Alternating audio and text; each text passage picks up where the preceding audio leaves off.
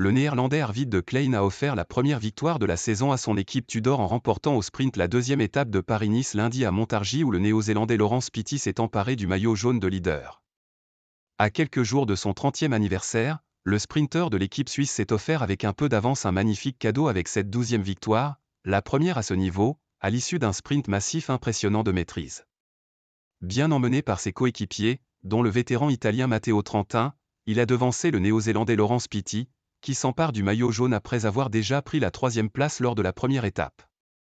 Le vainqueur de la veille, Olav Kouij, un autre Néerlandais, n'était pas présent dans un final chaotique, même sans chute, avec une succession de vagues à donner des sueurs froides, après une journée pour le reste tranquille.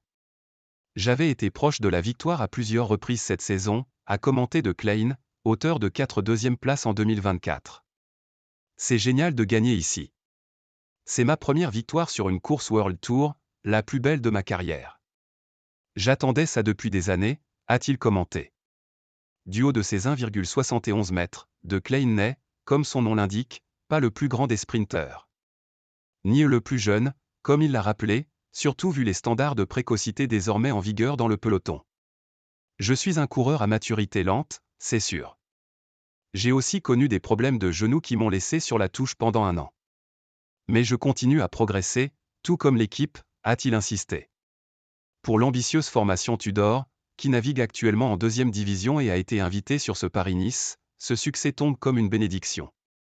Pitty, c'est assez cool.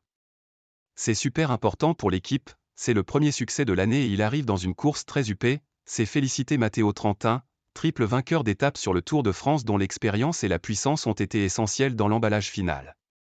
Matteo savait exactement ce qu'il fallait faire, il nous a dit dès ce matin quel côté il fallait prendre. Pendant le sprint il nous a dit de rester calme et il m'a emmené dans un fauteuil, l'a remercié de Klein. Un autre sprinter avait le sourire le long des canaux de Montargis, la Venise du Gâtinais, le Néo-Zélandais Laurens Pitty de l'équipe Groupama FDJ qui est, à 21 ans, l'un des jeunes sprinteurs les plus prometteurs du peloton.